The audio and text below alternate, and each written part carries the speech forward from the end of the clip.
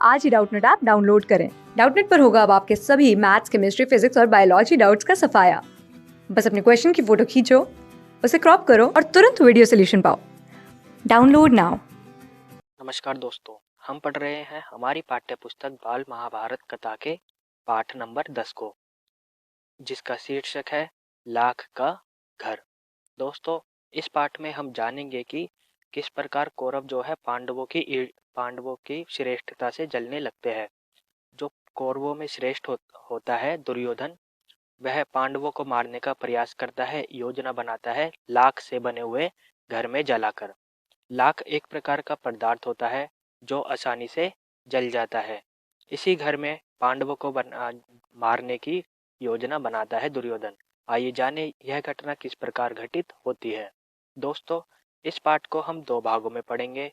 पढ़ते हैं इस पाठ का भाग 1। भीमसेन का शरीर बल और अर्जुन की युद्ध कुशलता देखकर दुर्योधन की जलन दिन पर दिन बढ़ती ही गई।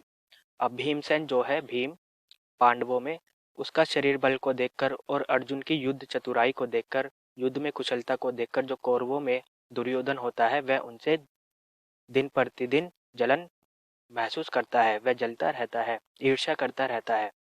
वह ऐसे उपाय सोचने लगा कि जिससे पांडवों का नाश हो सके। दुर्योधन हमेशा ऐसे उपाय सोचने लगता जिससे पांडवों को हराया जा सके, उनका नाश किया जा सके। इस कुमंत्रणा में उसका मामा शकुनी और कर्ण सलाहकार बने हुए थे। कुमंत्रण का अर्थ होता है बुरी योजना, कु का अर्थ होता है बुरी और मंत्रणा का अर्थ होता है योजना।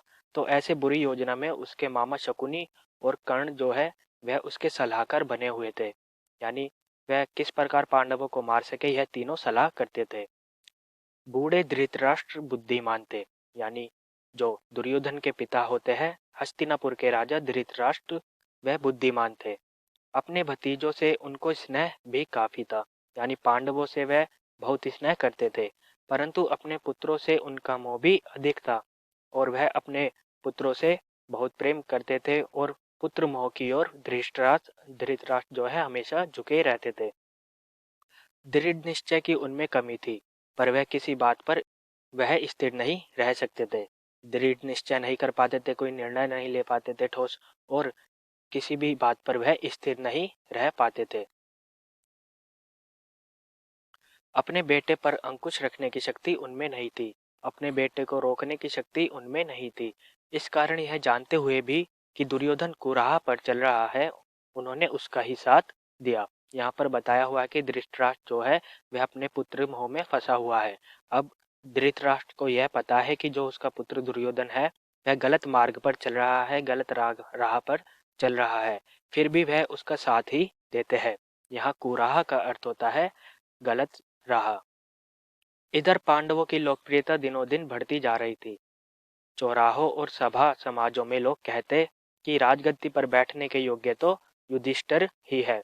यहाँ बताया गया है कि जो हस्तिनापुर के राज्य में जो प्रजाजन है, वह पांडवों की लोकप्रियता को बढ़ा रही थी और सबका मानना यह था कि हस्तिनापुर की राजगद्दी पर सिर्फ युधिष्ठिर ही बैठना चाहिए। पांडवों में जो श्रेष्ठ है वह है युधिष्ठिर। वह कहते थे धृतराष्ट्र तो जन्म से अंधे थे, इस कारण उनके छोटे भाई पांडु ही सिंहासन पर बैठे थे। उनकी अकाल मृत्यु हो जाने और पांडवों के बालक होने के कारण कुछ समय के लिए धृतराष्ट्र ने राजकाज संभाला था। अब युधिष्ठिर बड़े हो गए हैं, तो फिर आगे धृतराष्ट्र को राज्य अपने ही अधीन रखने का क्या अधिकार है। यानी जो जनता है वह कहती थी कि जो धृतराष्ट्र है वह राज्य संभालने के योग्य नहीं है। वह इसलिए राज्य संभाल रहे थे क्योंकि जो उनके बड़े छोटे भाई थे पांडु, उनकी मृत्यु हो चुकी थी और उस समय जो पांडव थे वह बहुत छोटे थे, लेकिन अब पांडव बड़े हो गए हैं, तो अब धृतराष्ट्र को सिंहासन छोड़ देना चाहिए।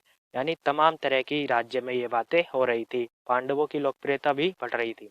आगे कहते हैं कि पितामह भीष्म का तो कर्तव्य है कि वह धृतराष्ट्र से राज्य का भार युधिष्ठिर को दिला दे।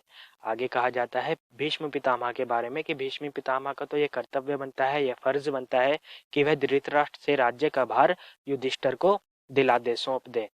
युधिष्ठिर ही सारी प्रजा के साथ न्यायपूर्वक व्यवहार कर सकेंगे। यानी युधिष्ठिर ही हस्तिनापुर के सही राजा होंगे, यह प्रजाजन मानती है। ज्यों-ज्यों पांडवों की यह लोकप्रियता दिखाई देती थी, ईर्ष्या से वह और भी अधिक कुढ़ने लगता था। जैसे-जैसे पांडवों की लोकप्रियता बढ़ रही थी राज्य में, दुर्योधन इस लोकप्रियता को देखकर और अधिक कुढ़ने लगता था, अंदर से जलने लगता था। एक दिन धृतराष्ट्र को अकेले में पाकर दुर्योधन बोला। अब धृतराष्ट्र अकेले होते हैं तो दुर्योधन उनसे कुछ कहता है। आइए जाने क्या कहा उसने। उसने कहा कि पिताजी, पूर्ववासी तरह-तरह की बातें करते हैं। जन्म से दिखाई न देने के कारण आप बड़े होते हुए भी राज्य से वंचित ही रह गए। वह कहता है अपने पिताजी से, पिताजी जो नगर के वासी है वह तरह-तरह की बातें कर रहे हैं आपके बारे में। जन्म से आप अंधे हैं, आपको दिखाई नहीं देता, लेकिन आप राजा होते हुए भी आपकी आपकी जो प्रजा है वह आपको राजा नहीं समझती है। राजसत्ता आपके छोटे भाई के हाथ में चली गई। अब युधिष्ठिर को राजा बना दिया गया तो फिर पीढ़ियों तक हम राज्य की आशा नहीं कर सकेंगे। पिताजी, हमसे तो यह अपमान ना सहा जाएगा। वह आगे कहता है कि जो राजसत्ता होती है, हस्तिनापुर की राजसत्ता है जो आपके छोटे भाई के हाथ में चली गई थी, उस समय पांडु के हाथ में चली गई थी। अब यदि युधिष्ठिर जो है, पांडु पुत्र युधिष्ठिर यदि राजा बन जाएगा हस्तिनापुर का, तो हम जो कौरव है वह पीढ़ियों तक इस राज्य को नहीं पा सकेंगे। पिताजी, हमसे तो यह अपमान नहीं सहा जाएगा कि हम अपने पिता को इस तरह देखें। यानी पिता को वह भड़का रहा था। यह सुनकर राजा धृतराष्ट्र सोच में पड़ गए। अब दुर्योधन की बातें उन्हें कुछ-कुछ महसूस हो रही थी। वह सोच में पड़ जाते हैं और बोले, बेटा तुम्हारा कहना ठीक है, लेकिन युधिष्ठिर के विरुद्ध कुछ करना भी तो कठिन है। युधिष्ठिर धर्मानुसार चलता है, सबसे समान स्नेह करता है, अपने पिता के समान ही गुणवान है। इस कारण प्रजाजन भी उसे बहुत चाहते हैं। धृतराष्ट्र कहता है यहाँ युधिष्ठिर की तारीफ करते हुए कि बेटा तुम्हारा कहना बिल्कुल ठीक है, लेकिन युधिष्ठिर के खिलाफ कुछ करना भी तो कठिन है। युधिष्ठिर जो है वह धर्म के अनुसार चलता है, सबके साथ समान स्नेह करता है, वह राजा बनने के योग्य है, वह अपने पिता के समान ही यानी पांडु के समान ही गुणवान है। इस कारण जो प्रजा है हमारे हस्तिनापुर की, इसलिए युधिष्ठिर को चाहती है। यानी जो दुर्योधन है वह अपने पिता को भड़का रहा है कि युधिष्ठिर को राजकाज ना दे। तो दोस्तों यह था इस पाठ का भाग 1। इस पाठ के अगले भाग को देखेंगे हम अपनी अगली वीडियो में। जानेंगे कि जो दुर्योधन है वह किस प्रकार आगे की योजना बनाता है पांडवों को मारने की। धन्यवाद।